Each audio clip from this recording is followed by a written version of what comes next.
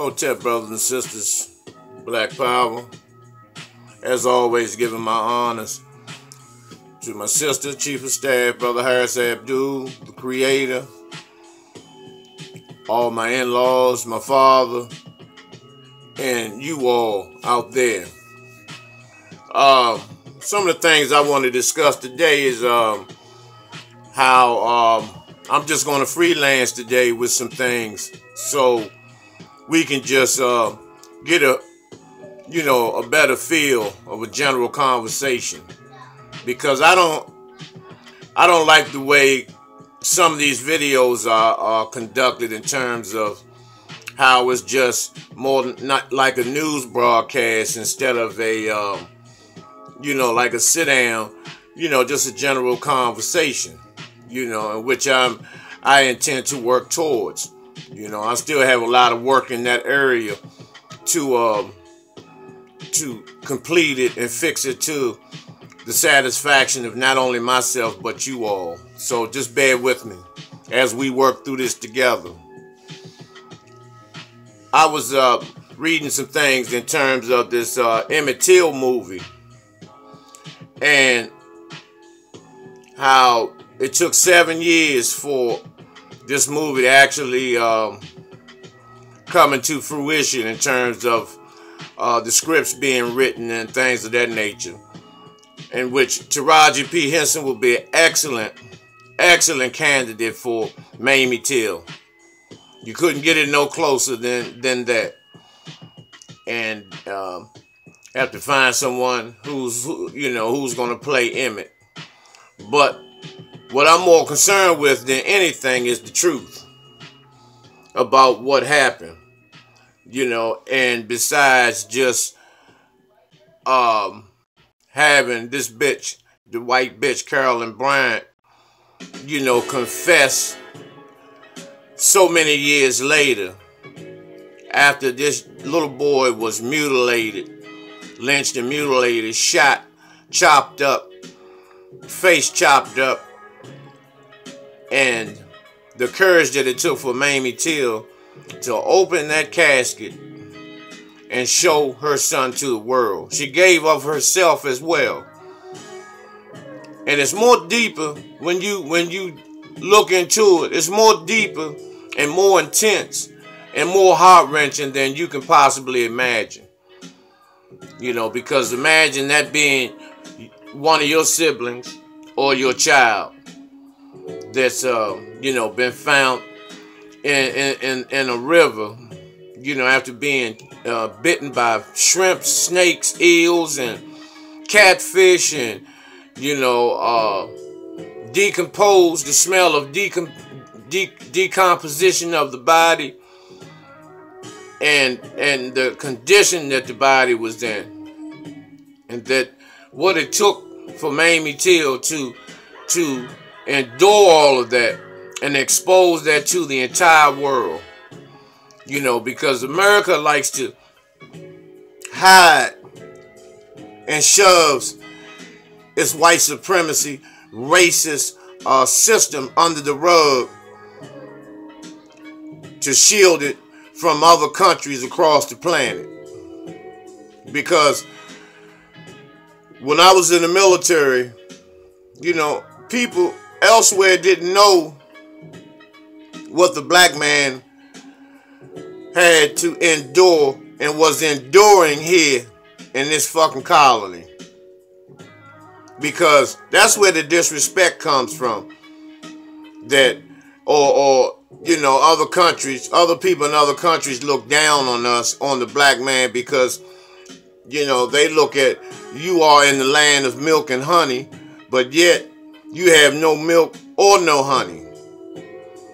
Why is that? And then once they find out, either through someone breaking it down properly, or they have to experience it themselves, then they come to a complete understanding. Especially a lot of you Nigerians, and you Arabs that come over here, and even you gooks, you Koreans, in which, this country goes and destroys another country, and then after they destroy that country, they allow them to come back over here and set them up with abundance of wealth, while the people that built the country get nothing. And as long as you do what white supremacy says do, then everything is all right. You're not supposed to rock the boat. You're not supposed to say anything out of the way, anything out of the structure and the ordinary structure of the system of racism, white supremacy. And nobody wants to talk about racism, white supremacy. You know, let's just move on. Let's just put that under the rug. But yet, when you have situations that occur in your life, you don't say that. That's not the attitude that you possess of moving on. Let's just forget about it. You know, you're talking about your relatives that were raped and lynched and beaten and tortured, tar feathered, castrated, and forced to build this country. And its descendants get nothing. But every other descendant of every other nationality and race inherits the wealth from their ancestors, from their predecessors. And we're not supposed to say anything. And a lot of you niggas don't say nothing. You figure because you got a 9 to 5, you know, which is really not a 9 to 5, which is really, you know, a 5 to 5. You know, because more than likely, if you are black, especially if you have any type of criminal record or anything, you're going to be underpaid. You're going to work for the private sector. You know, you're going to have a gutter job, a gutter position. And if you have any pride and you have any love for your family, you're going to accept that. You're going to shovel shit. Because you're not going to see your family go hungry, and you're not going to see your family stand and beg the fucking cracker for a handout. But some of you that have developed a trifling mentality and have developed that I'm not going to do anything, the white man will take care of me attitude. You fuck it up and make the brothers and sisters that get out here and want to provide and build a home and build a solid, serene life for their family. You know, this welfare shit is based practically nothing. Practically nothing. And a lot of you sisters abuse that. Because the first thing you do instead of paying your rent, you go get your hair fixed. You know, everything is ass backwards.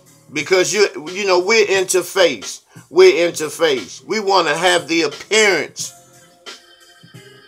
that everything is okay.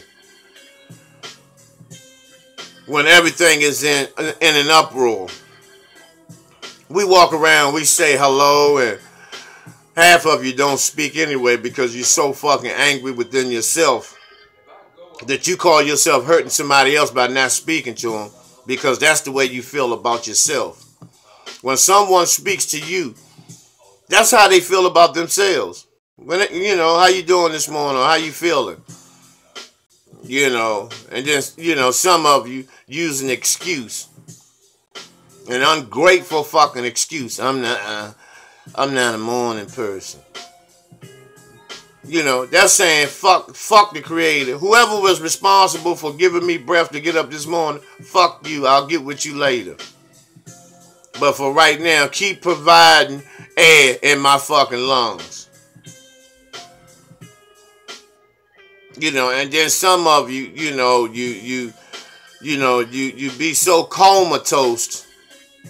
You know, when you call, you have you sound like damn Elmer Fudd when you answer the phone. Hello. You know, You know, nobody begged you to wake up this morning. It's a blessing. Because when you are in an subconscious state, out, you know, the creator, God, or whatever you want to call him or her or them, you know, make a decision whether you are to be given breath for this particular day. But enough of that. Let's get back on the system of racism, white supremacy, which we don't want to talk about. We refuse to talk about that because anything that makes whites uncomfortable, we refuse to talk about it. But I will go anywhere. I will go any talk show. I will go any white show, and I will lay it all the fuck out. Love it or leave it. And just like an example of how scared we are, when Khalid Muhammad, the great ancestor, went on Donahue and he went to King College, telling the truth, telling what he was taught in the Nation of Islam. Minister Farrakhan shook in his fucking boots. As soon as the motherfucking cracker came to Minister Farrakhan and said, "What are you going to do about Khalid Muhammad?" Minister Farrakhan broke his fucking neck to suspend him. He didn't suspend him fast enough. Let Minister Farrakhan tell it. And then you disgrace these brothers at the end, saying shit that you wouldn't say in their faces. That Dr. Carl and Brother Malcolm were molested and all this shit. They had problems with women and whatnot. You know, because you were basically talking about yourself. You have problem with women. You don't give Queen Khadijah no motherfucking play on the roster. You know, so that's just a whole bunch of bullshit. You know, that you disgrace them brothers like that. And Manny Marable and all these other motherfucking closet faggots, you know, that wrote books, you know, lying on Malcolm saying that the man was gay and all this shit so you can make money. I hope your motherfucking tongue fall out your motherfucking mouth. And see, that's how we do each other. That's how we do each other to please this goddamn cracker. We do anything to please this cracker. Same way with Tupac. He was murdered because he stood up. He was one of the Panthers. You know, he was the offspring of the Panthers. He was a rising Panther. You know, before they would allow him to wake up, they had to get rid of him. And that's how they do. Before Left Eye was allowed to wake up, when she left Dr. Sebi's camp, they had to get rid of her. You know, by way of a car accident. Because it was clearly that their brake line was cut. Because there's no way you have 5 people in the car and, you know, it turns over, one person dies. And it's on the side of the person driving. However, she was unselfish with her life. And she sacrificed her life to save those others that were in that truck. You know, she was more committed than when she was with TLC than T-Bars and Chili was committed to her. Especially Chili.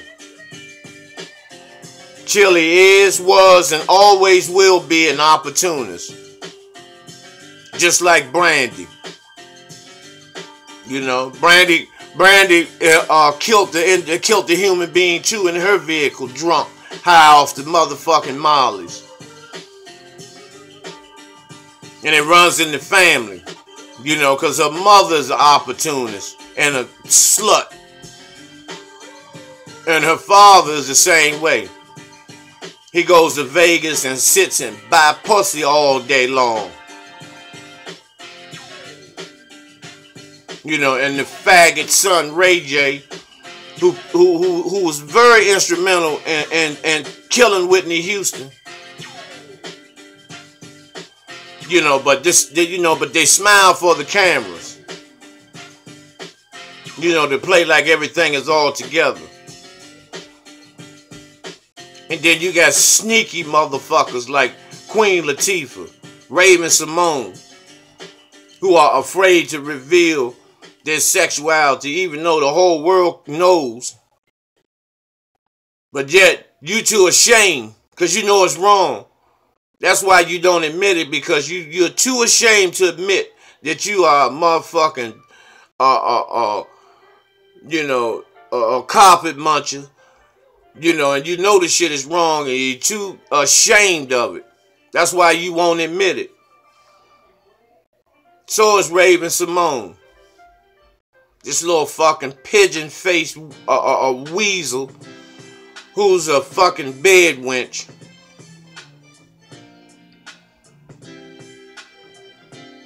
You know, and these are the things that contribute to keep the system of racism, white supremacy, keep the wheels turning. It keeps the wheels turning. You know, look at our black leaders. We went from Martin Luther King to Malcolm X to fucking Steve Harvey. A big lip Mr. Ed, donkey mouth, horse lip motherfucking buck dancing motherfucking bootleg comedian is supposed to be a leader in the black community. How can you even compare him to a Martin King or a Malcolm? You know, Reverend Run and all these motherfucking, you know, these cynical motherfucking fags that destroys the moral fiber of the mindset of our youth. And then you can't understand why the youth reacts and act in the manner that they do act. Why they smoke so motherfucking much. Because you put too much pressure on them. You lied to them too much. You've lied to them since they were babies. Starting with Santa Claus, the Easter Bunny. You know, all this bullshit. You know, and you fuck and warp the minds of them, and then when they get adolescence and preteen and teenage years, they're so schizophrenic in all aspects of their thinking that they go get faded. And they find a group of other people of their peers that are in the same mindset. And then you have a gang. And then you put more stipulations and you pump them up. The white media, the devil media, pump them up to be more than what they are. You'll say that they're gangs, that they're responsible for murders that they don't even know anything about. And so that pumps the ego up. That gives them a false reputation. That gives them a bogus street cred. And so it just goes on and on and on.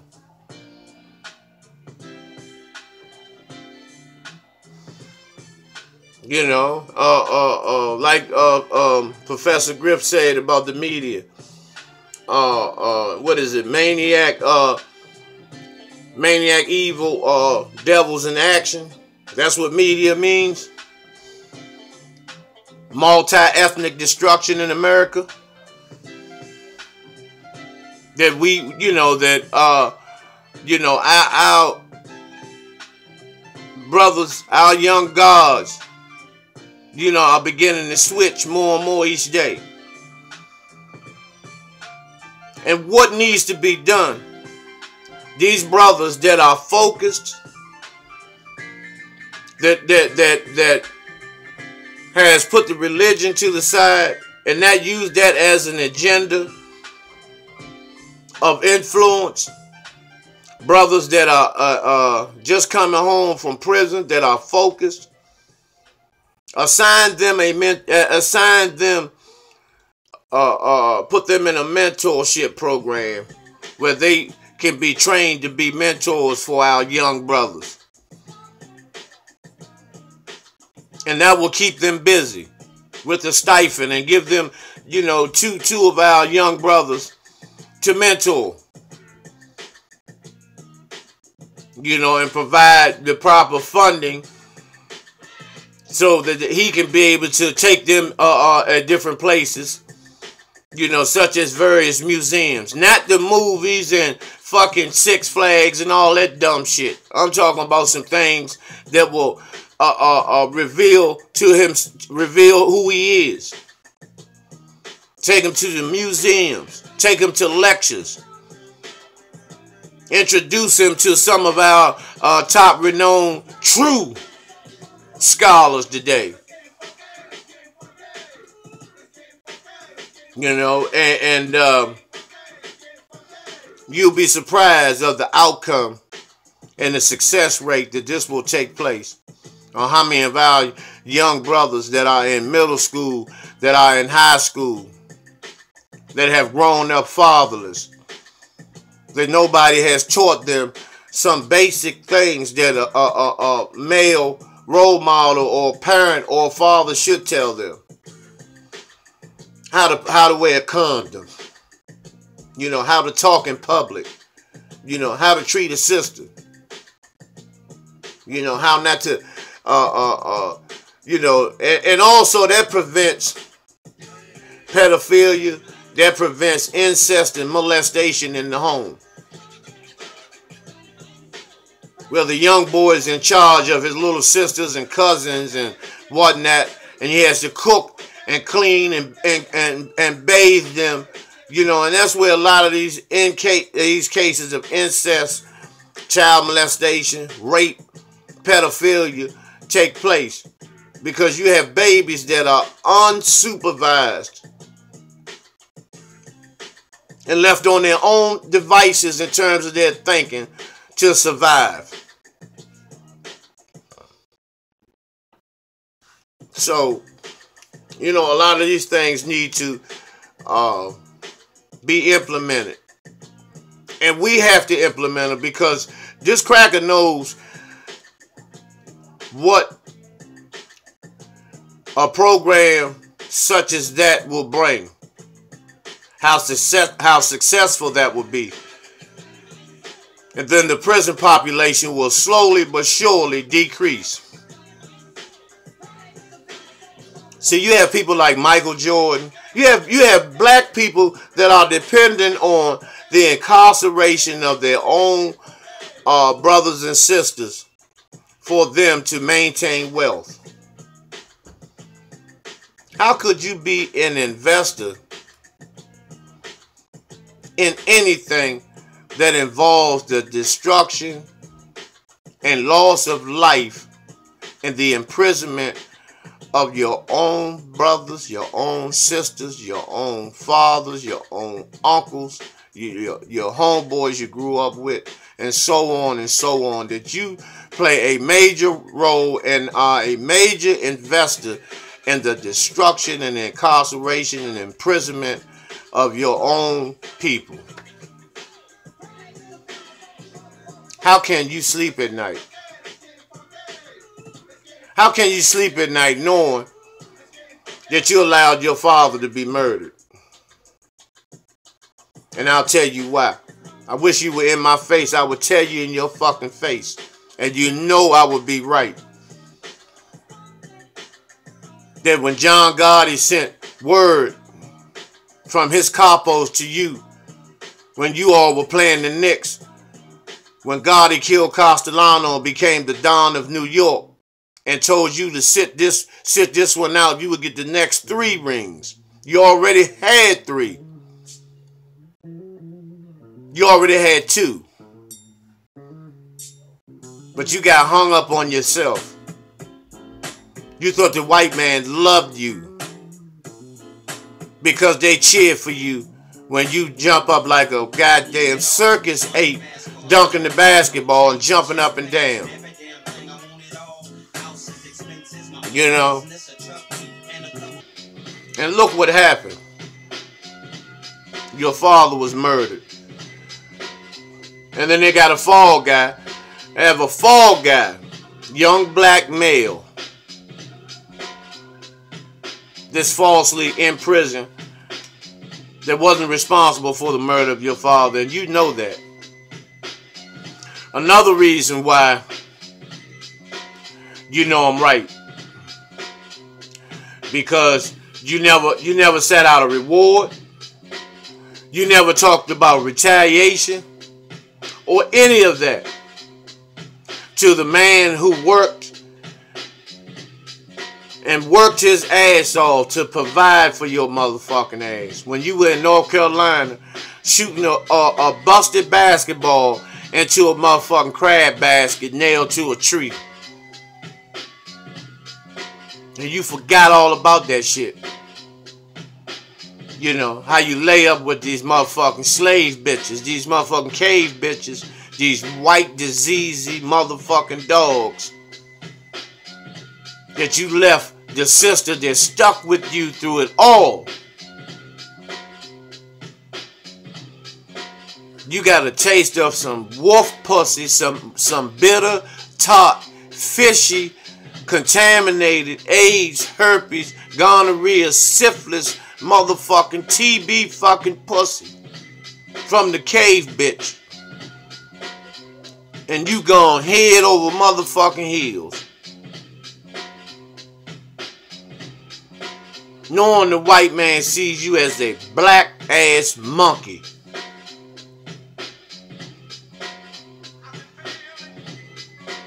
And you know that. That's why I ate you up when Allen Iverson came on the scene and, you know, a thugged out warrior.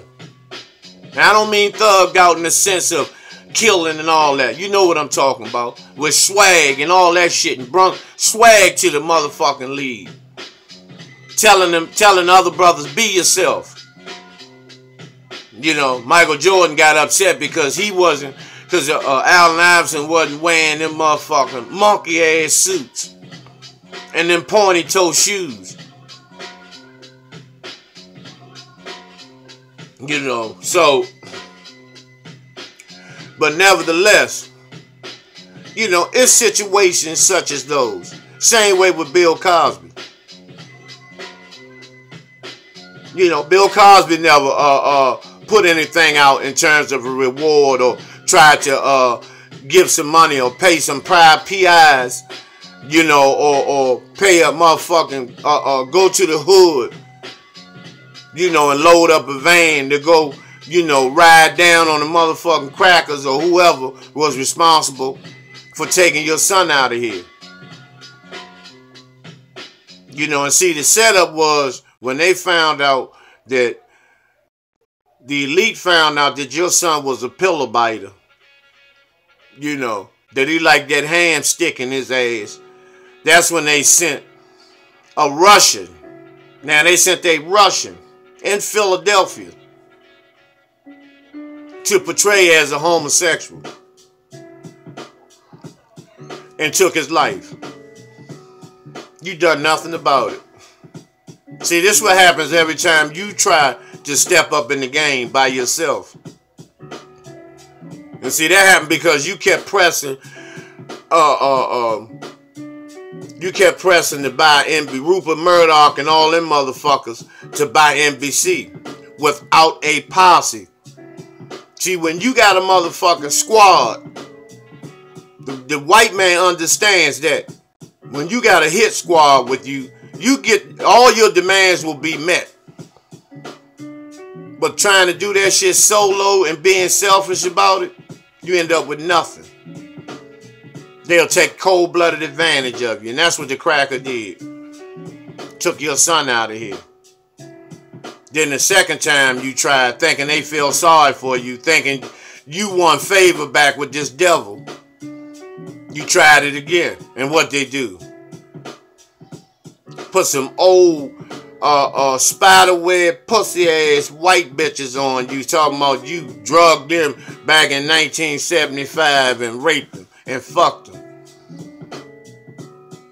And see, they know that shit ain't nothing but lies. But it's enough to break your ass and legal fees.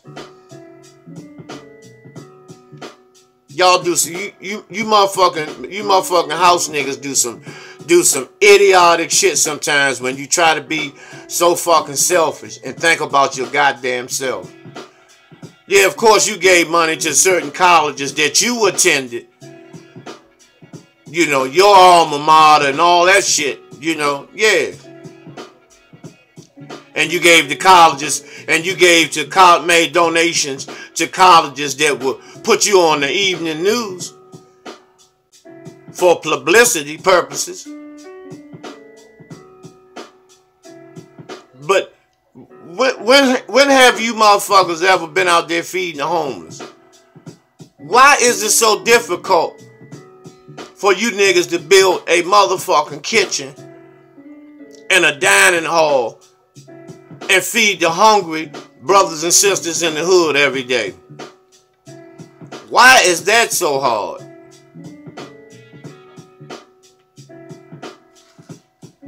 Because of that me, I syndrome.